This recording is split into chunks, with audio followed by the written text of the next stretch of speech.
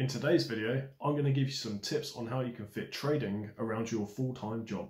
Video is that I know that a lot of my subscribers, a lot of people who comment, and a lot of people who contact me on Instagram and LinkedIn all say that they are full-time at work at the moment and they're not too sure how to trade, what the best format is for trading, and how they can basically just get involved in the market. So what I'm going to do today is talk you through how I had to trade for probably about 9 months while I was working full-time in a full-time role. You know, it was 9 till 5, and all what I had was a spare sort of 20 minutes, half an hour at the end of the day where I could start marking up my charts and seeing where price was moving to. So I'm going to show you in full what it is that I did, but I'm quite conscious of the time. I don't want to make this a long video.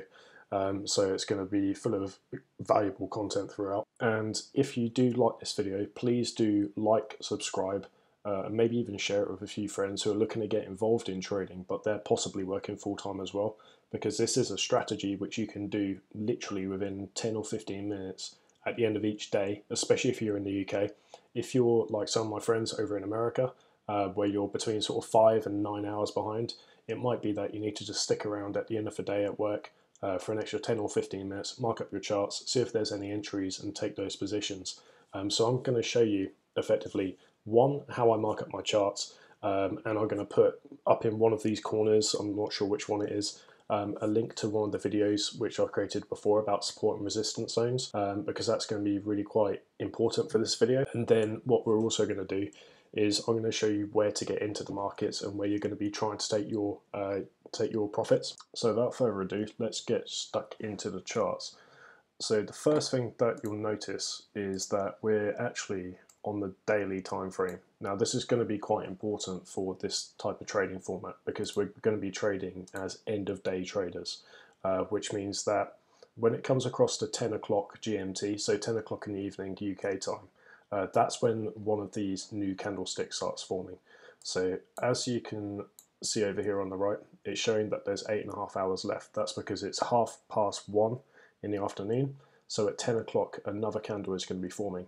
And the reason why you want to be getting involved on the close or potentially around the close of the candle is going to become a little bit more apparent a bit later on in the video. Before we get stuck in too far in the charts, what we're going to do is I'm going to demonstrate to you the sort of entries which it is that I'm looking for in the markets. Now, there's 3 types of candle formations which I would look to get started with. Now, the first one is essentially what we're looking for is indecision in the market. So as you can see, here's a prime example actually, this section here. So as you can see, price is shooting up with a lot of power here, and then it has an indecision candle. Now what's formed here is a bit of a doji candle, and that usually happens when price shoots up in one direction with a lot of momentum, and then it comes to sort of like a stabilization point where it just forms a doji. Now, for anybody who's unsure of what a doji is, it's effectively where price opens and closes roughly on the same line. So price will open and close on this line, but it might during that time frame, whatever it is, daily, weekly, monthly, 1 hour, 1 minute, price will work its way up a little bit, then it will work its way down, and then it will close back pretty much where it started. And what that indicates is that the market is unsure of where it wants to go next. It could be reaching a point where there's support and resistance when there might be pending orders already sat in. So what that means is that if price is going up and there's already pending orders ready to short the market, it means that price might work its way into that zone, and then the orders trigger and it sends price down. But what you might have at that point is people trying to climb on the momentum of the previous candle and pushing the price up again, which means that it closes basically where it starts again. So that's where you get a doji candle.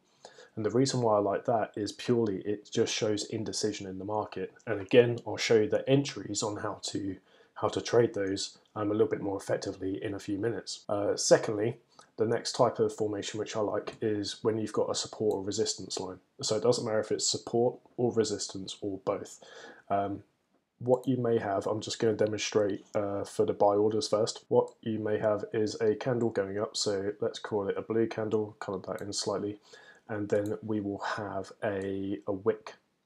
So just like I was explaining with that doji candle, is that you'll have a wick sort of poking up this main sort of area, and then a lot of pending orders are placed already automatically by either the institutions or by other traders, and that's going to effectively be pushing the price of the market down.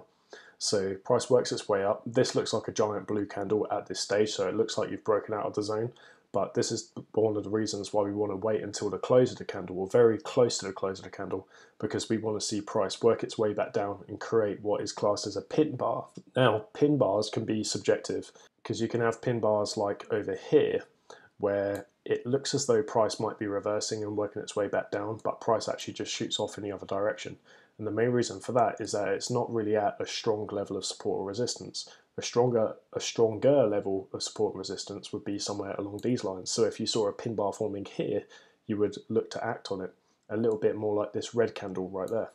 Okay, so what we're looking for is effectively a pin bar forming right at the support and resistance lines. And then if you were going in the opposite direction, you would have a red candle followed by a bit of a wick coming down, indicating that price is rejecting its movement into that area. Again, it's not 100% accurate, but I would say that is right probably about 70% of the time from what I've seen, especially on the daily candles, which are a little bit more accurate than the 1 minute, the 5 minute, the 1 hour candles. But this technically means if this was a support area, that price would be shooting off in the other direction. It would be a good opportunity to place your buy orders, but especially if you've got a wick and this candle ends up being a blue one, because price would have started off here. So the previous candle would have been a red one to take us into this position.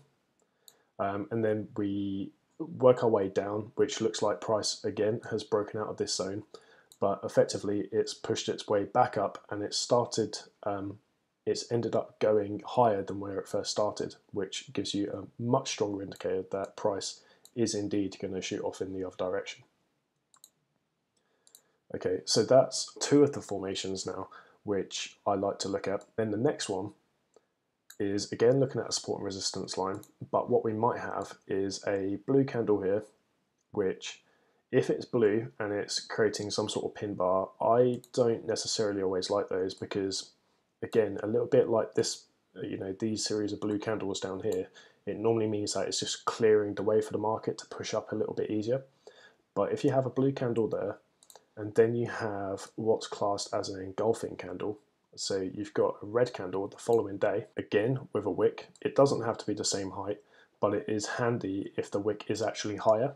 I know that that's got a much higher expectancy of price going down, but let's say for example that it is, I don't know, let's call this candle the Monday candle. So Monday evening, you look at your charts and you can see this pin bar forming, but you're just a little bit unsure, thinking, you know what, this is a blue candle, yes it's a pin bar, yes it's a support and resistance, so we've got a couple of confluences.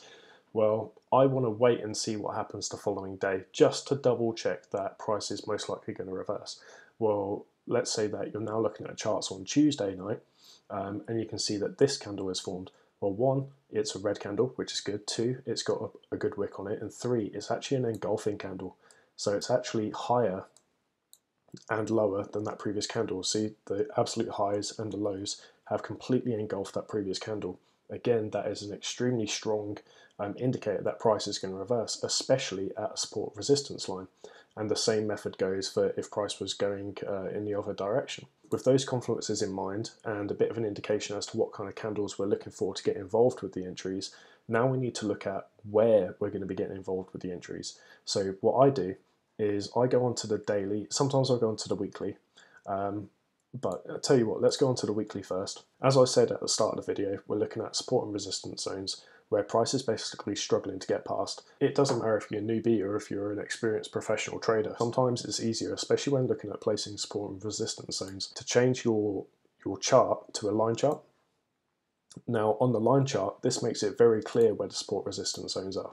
Okay, so by support and resistance, just as a quick recap, if you haven't seen the other video, we're looking for places where there's a bounce on this side and a bounce on this side. So price has worked its way down and then worked its way back up to this line again and then rejected. Okay, so that's a support resistance line. So what I'm going to be doing is I'm going to be marking on the charts effectively roughly where these zones are. Okay, now one of the key differences with myself and some of the other traders out there is that a support resistance generally is a zone. Okay, so it can cover 10, 20, 50 pips, depends what sort of pair you're looking at, but it's generally a zone. So if I want to mark up on my charts, prices quite clearly, looking at different places along here, price has broken through this zone on both sides. So what I'm going to do to try and make it a little bit clearer on my chart when I switch back to candlesticks, it's going to show me that anywhere in these zones, price could reverse, or it's most likely to reverse.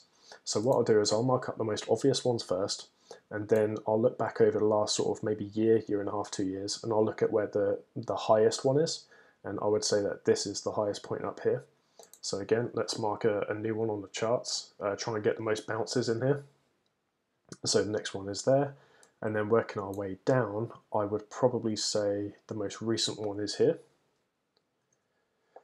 And the reason for marking these ones is, again, you've got a bounce, another bounce there, one going back down the other way, and so on and so forth. So you just want to try and get the areas where price is bouncing off.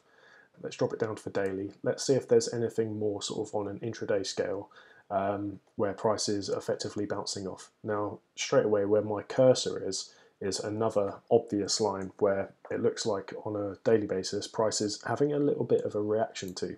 So we've got a big drop here, so this is the first bounce, then price breaks through, then it comes up to retest this line and works its way down a bit, breaks through, retests, goes up to the next line, breaks through, and so on and so forth. So you've got a series of bounces on this line. I would say that is perfectly valid. Let's see if there's any nearer to the top of where price got to. So I'm just going to mark on the charts up here where price had recently got to. The reason why we've got a couple of extra lines on the chart is that price could very easily break its way out of one of these immediate lines, and it can work its way up to the next one. So we're going to try and get one more up above where we currently are. So what I'm going to do now to try and change my line of sight is change it back to the candlesticks and see if that makes it any easier for me. Sometimes it's good to just change your perspective of the market, and I would say probably right here. And the reason for this final line is there was a good pin bar rejection over here. There's a pin bar rejection there. There's another series of rejections over here, and price struggled when it reached over here in its most recent time.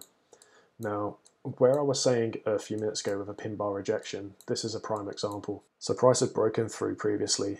It's bounced off one of these lines, which wouldn't have existed at this time, I don't think, came up, and price basically created a pin bar. If you were looking at the charts at, at 10 p.m. UK time, and looking at this would be a prime candidate for getting involved with the trade. Now that we have our charts marked up, let's just see if we can make it a little bit more accurate. So I like to place these lines on the close of the candles. The wicks are important because obviously price does travel up to there and your trades will get triggered. So your buys and your sells will get triggered. But I'm also going to put on, just to make it easier on the eye, especially when you're looking at trades on your phone, you want to be aware of where an area is, and I'll explain that in a second. Looking at this one, let's mark up this zone, and there's another possible one here.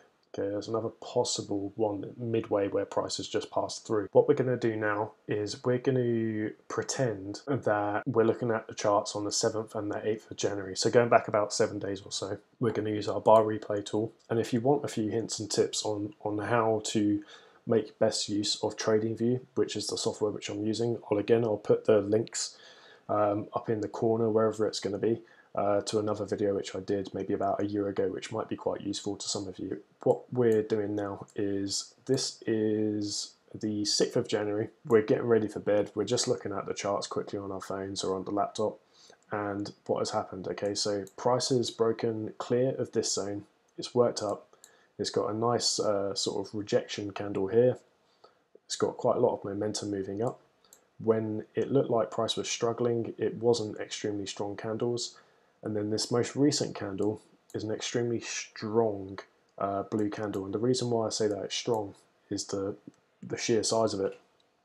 Yes, it's got a bit of a wick at the top, which indicates that price might start to slow down because there may be some orders just resting up here, waiting to trigger and start moving the market down. So we'll wait until the next day. There's nothing to do at the moment. We're waiting for one of those indecision candles, which I was talking about earlier. So we're looking for a doji, we're looking for a pin bar, or if we're going to be trading the following day, we're going to be looking for an engulfing candle. So what we've got is kind of a doji, not quite, but effectively you've got a wick to the top, a wick to the bottom, but you've actually got still quite a big body in the middle of it. It's a lot smaller than the previous candle, which indicates again that price is slowing down. Because if you imagine throwing a tennis ball up in the sky and you throw it at maybe like a 45-degree angle, price is quite similar to how gravity works. It tends to move in like a wave formation, because if you throw a ball up vertically in the air like that, the most obvious way for it to reverse is kind of straight back down on itself. And we've seen that happen to all sorts of charts like Bitcoin, etc. So again, I would say there's nothing to do here, but it is indicating that price is starting to slow down and possibly going to reverse. It now comes to the 8th of January. Now this is looking a lot more like a doji candle. And the reason why I'm saying that is a couple of kind of perfectly length, pretty much the same size wicks on both sides. And we've got a bit of an indication that price might start to reverse now. It's completely indecision. It's got a red body to it, a very short red body, but price has completely engulfed the previous candle. So as I was saying before about the engulfing candle, even though we haven't got the body fully engulfing this body, we've got the range of the day is completely engulfing this day. Now, what we could do at this stage is we can narrow it down, especially if we've got an area of indecision like this, to try and get a better entry. But I'm going to show you, first of all, how to get an entry on this type of candle, and this is the way which I would trade. So I would set my order a couple of pips below the lowest part of the day. Okay, so a couple of pips below, and my stop loss to be a couple of pips above. And I would set this for a pending order which expires automatically within 24 hours. And the reason for that is, let's say, for example, price works its way down, triggers me in. I will be involved in the middle of the night in my sleep, which is great. But what I don't necessarily want to do is get involved in the market straight away for price to come down a little bit, which is great, but then continue off. Do you see what I mean? So the reason for me not getting involved with a market order is that price hasn't yet fully decided what it's going to do, but I want the highest probability chance that price is going to basically get me involved in the trade. Sure, it's not the best entry, but the amount of times where you'll get involved and price just shoots off in the other direction is enormous. So just don't take that risk. But obviously go back and do your back testing and double check for yourself. Now let's say, for example, price gets me involved during the middle of the night. I would want price to work its way down. Now the obvious zone which we're looking at for the next level of support and resistance is around this area here, where we had a lot of price action. Now I don't necessarily want to wait for price to come all the way down to the middle of this zone. And the reason for that is there could be enormous orders down there. Now that price has pushed up beyond it and working its way back down to it, price might not even reach that massive area down there. So what we want to do is we want to try and preempt the market and try and take out our wins just before this area.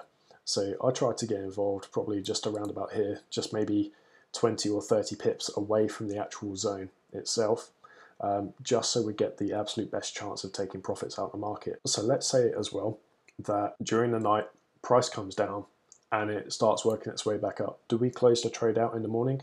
Well, this is the part where it needs to be a little bit subjective. If you see that there's a massive, at this stage, a pin bar and then a bit of a blue candle, I would probably say that price is rejected somewhere around this area and it's going to start working its way back up, and I'd take my trade off for probably 0.5% or half a position loss, because when you see something like that forming, it most likely means that price is purely just rejected. Whereas if you wake up in the morning and you've got a candle which looks a little bit like this, you're probably on your way. So let's say, for example, that you've come across this situation, but we don't have this wick down here. All what we have is a pin bar. Okay, what you can do, so let's look at this again. So we've got a 2-to-1 in this position at the moment, which doesn't sound the best. It's certainly not the worst. And if you've got a higher than 50% expectancy, you're going to be making money in the market. And this does have a higher than 50% expectancy. Let's say, for example, that you're looking at charts at just the right time. If you want to try and get better than your 2-to-1 situation here, you can lower the time frame. Now, what I would look for, this is just a little bit more sort of trader insight information. I would essentially say that there is a small support resistance structure here. So as soon as price was to break outside of there, I would be looking to get involved in a trade. But let's say on the 4 hour, there isn't a particular entry. Now, I wouldn't say here that there's a particular entry that I could go for. So let's drop it down to the 1 hour. Let's see if that gives us anything different. Okay, it's 10 o'clock at night. Let's get to the 11 o'clock candle. And it certainly looks as though price is starting to work its way down. If you do happen to stay up and watch the charts and see what happens here, I would say this is now indicating that price is going to be working its way down. The reason for that is this zone, let's mark it on the chart. From here and above, this is the level which took us to the previous zone. Okay, so if we zoom back out on the daily, this is what took us into that zone. Okay, so drop it back down to the 1 hour. Because price has very briefly and slightly broken this zone here, for me personally, this is an area where I would look to get involved in a chart because it's indicating to me that price has come down, it's tried to go back up, and it's had its own little mini doji on the 1 hour, and it's started to work its way back down again. Sure, the candles aren't massive yet, but they might well be soon. So I would get involved here on a market order. 11 o'clock, 12 o'clock at night, I would stay up for this trade, and I would get involved right on the market order. But I would, instead of having my stop loss a few pips above the swing high of the previous day, I would look at the most recent swing high, which is here. And again, a couple of pips above, because if price comes back up, you don't want to be stopped out just by your spreads, which your broker creates. And I would still have my take profit maybe 20, 30 pips away from the actual line or the zone of support resistance. But you know, before where we had a 2-to-1 risk-reward ratio, if we switch back out to a daily, we should be able to see that 2-to-1 has now become 4.5-to-1. And that's purely because I looked at the different time frames. So I went from the daily time frame down to the 4 hour, couldn't find an entry on the 4 hour. On the 1 hour, got a good entry on the 1 hour. I managed to do it with a 4.5-to-1. Now, if we continue, I can't remember what the chart did. I think it did reach. Oh, it didn't reach yet, so price hasn't reached that area. It looks as though price is rejecting going up, so it was working its way down nice and powerfully. We had a fantastic red candle, and it looks as though price tried to work its way back up today. It looks now like it's on its way down. If you're watching this video in the future, you can always come back and see whether or not this trade would have made it or not.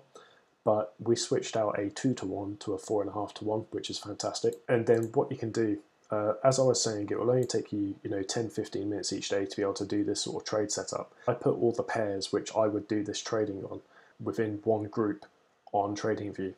So it just takes a couple of minutes to go through every evening and just check and see, is this pair, is this pair, is this pair? Are they all basically showing that price is approaching these zones? Now, if you, I haven't marked up these charts, I've cleaned these charts so they're completely empty. But theoretically, you would go through and go, right, okay, is price reaching the next zone? With that one, no. With Euro AUD, oh, okay, so I have marked up these charts here. So with Euro Australian dollar, it looks as though price has come down, it's touched this zone. Would there have been an entry on the 4-hour candle? No, there wouldn't. Would there have been an entry on the 1-hour candle if I was awake? I don't think that there would have been, because there wasn't enough of a rejection candle. Although maybe, it depends what time this was. Nope, you would have missed that entirely. So it only takes you a few minutes basically to run through all of the charts which you've got. And then just a little tip is, the ones which you think, right, okay, Australian dollar, New Zealand dollar, yes, this looks as though price is likely to reach the zone in the next day or two.